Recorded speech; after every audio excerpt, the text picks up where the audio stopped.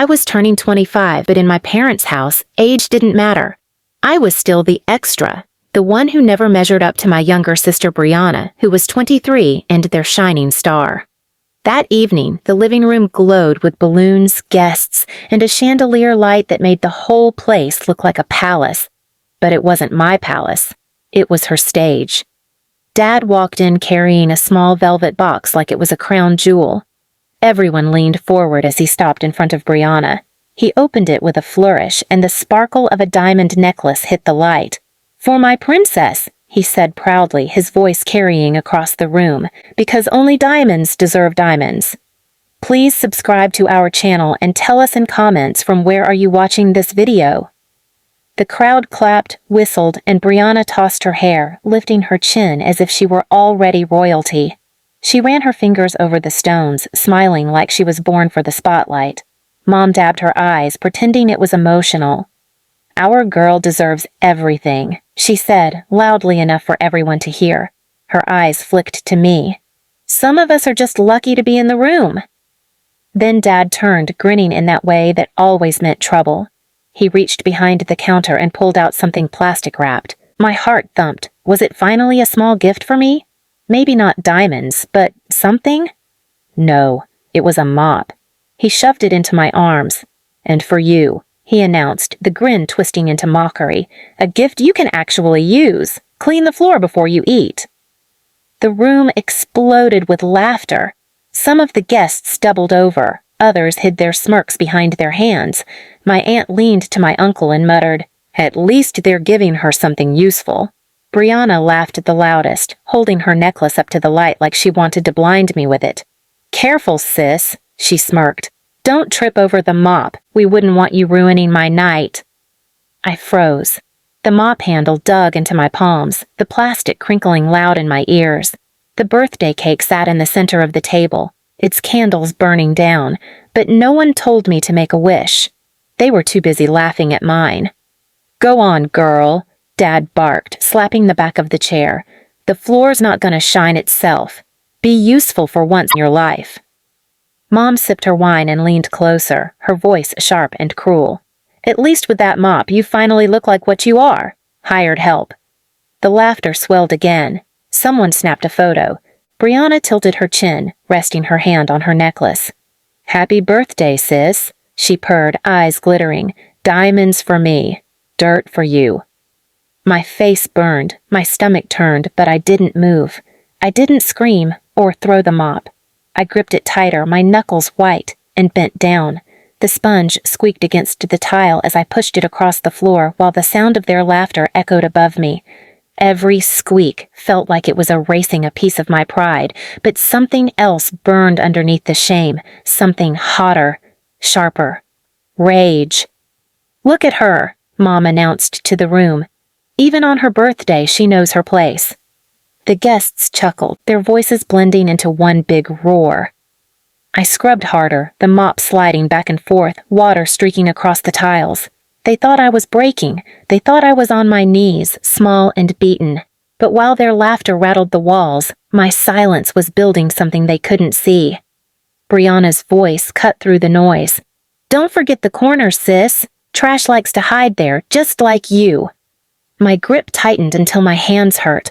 I kept my head down, my hair falling into my face, but inside I swore something I couldn't unswear. This would be the last time they laughed at me. When the floor was spotless and my shirt damp from sweat, Dad clapped his hands mockingly. "Good girl. Now grab yourself a paper plate. Plastic forks are in the drawer." Brianna raised her glass, her necklace catching the chandelier light. "To the mop girl," she toasted, and the room howled with laughter again. I set the mop carefully against the wall, staring at the floor. It gleamed back at me, spotless, almost mocking. My chest rose and fell with a quiet fury. They thought this was their victory.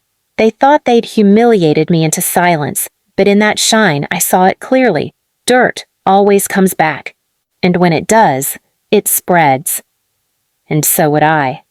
The party dragged into the night, but the laughter didn't fade. After the last guest left, the house still smelled like wine and cake, and the walls still echoed with mockery. Dad dropped into his recliner with a beer, shaking his head like it was the funniest night of his life. "Did you see her face?" he chuckled, pointing right at me as if I weren't there. "She actually held that mop like it was a prize. God, that's pathetic." Mom stretched out on the couch, swirling her glass. "At least she finally did something right. I've been saying for years, the only thing she's good for is scrubbing floors. Tonight just proved it." Brianna leaned back, the diamond necklace glittering against her throat, her lips curled into that smirk that always made my skin crawl. "Honestly, Dad, next year just get her a bucket. That way she'll really look the part." Their laughter filled the room again, cruel and sharp, cutting deeper than any slap could. I didn't argue. I didn't cry. I went into the kitchen and started clearing plates, each scrape of fork against china echoing in my head like a countdown. From the living room, I heard Dad's voice, louder, bolder with beer. "Truth is, we should be grateful she was born at all. At least she can serve the real child." Mom snorted. "God doesn't make mistakes, but she came close." Their voices carried, and Brianna's giggle cut through them like glass. I stood at the sink, water scalding my hands, staring out into the darkness of the backyard. My reflection glared back from the window, eyes swollen from holding back tears, but sharper than ever before. That night I didn't sleep. I lay in bed with the mop leaning in the corner, the room reeking of humiliation. Every word they spoke replayed in my head, twisting and turning until something inside me hardened. The next morning, Mom barged into my room, clapping her hands. "Up! Brianna's boyfriend is coming for brunch, and this house needs to shine. You're not here to laze around like trash." I got up without a word. I cleaned, I cooked, I set the table. But my silence unnerved them in ways they didn't understand. At brunch, Brianna wore her necklace like armor, shoving it into her boyfriend's face. "Isn't it gorgeous? Dad says it's flawless, just like me."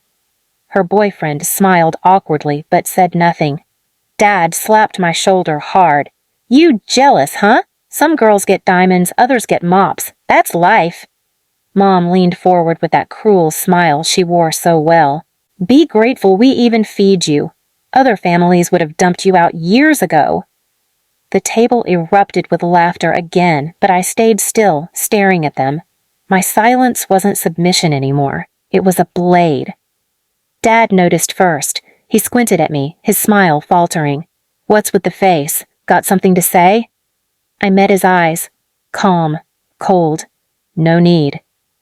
The whole table went quiet for a beat. Even Brianna's smirk faltered. For the first time in years, Dad looked away first. That tiny crack gave me fuel. The days that followed were a blur of more taunts, more cruelty. Mom hissed that I was ungrateful. Dad barked orders like I was a maid. Brianna paraded her necklace everywhere, daring me to react. But I didn't, not a word. Instead, I watched. I listened. And in my silence, I saw them more clearly than ever. Their weakness wasn't me. It was their pride. The perfect house. The perfect daughter. The spotless image they paraded to the neighbors. They mocked me with a mop. They thought dirt defined me. But I understood something they never would. Dirt doesn't disappear. It builds. It festers. It spreads until it swallows everything. And soon, so would I. The week of Brianna's big promotion dinner arrived, and the house buzzed like a stage before a show. Mom barked orders, Dad strutted around bragging, and Brianna twirled in front of the mirror, letting that diamond necklace catch every light in the room. "Don't screw this up," Mom hissed at me while arranging the table. "Important people are coming. Smile, serve, and stay quiet." Dad added with a smirk, "If anyone asks, you're the help. It'll save us the embarrassment." I nodded, keeping my face blank, but inside the plan I'd built in silence was finally ready. The dining room was dressed to perfection. Candles, silverware, polished glasses. Neighbors, coworkers, and Brianna's boss filled the seats, their voices a low hum of approval. Brianna walked in last, glowing in a silk dress, the diamond necklace sparkling like a spotlight. Dad tapped his glass. "To my daughter, the jewel of this family," he boomed. Everyone clapped, everyone but me. That's when the smell hit. Sour, sharp, undeniable. Guests started shifting, wrinkling their noses. One woman fanned herself with a napkin. "What's that?" she whispered. Mom leapt up, frantic. She spotted it, 2 overstuffed garbage bags I had dragged in from the kitchen and left by the corner, wide open, their stench filling the room. Food scraps, dirty rags, spoiled milk, it all sat in plain view under the chandelier's glow. "Excuse me!" Mom shrieked, lunging toward me. "Why didn't you take this out?" The room fell silent. All eyes turned to me. I stood slowly, my voice steady and cold. "Because diamonds don't touch dirt. Isn't that what you always said?" For the first time in years, no one laughed. Guests whispered, eyes darting from the necklace on Brianna's chest to the rotting trash beside her promotion dinner. Brianna's face went red, her hand flying to her necklace as if she could hide it. "This isn't funny," she snapped. "Get it out now!" I didn't move. "No," I said, clear enough for everyone to hear. "I've cleaned your floors, your plates, your lives. Tonight, you clean your own." Dad's face turned purple. He slammed his glass down, shattering it across the table.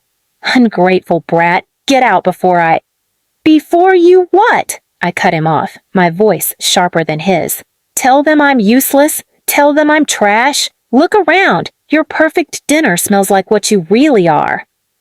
The guests shifted uncomfortably. Some covered their mouths. Brianna's boss muttered something under his breath, unimpressed.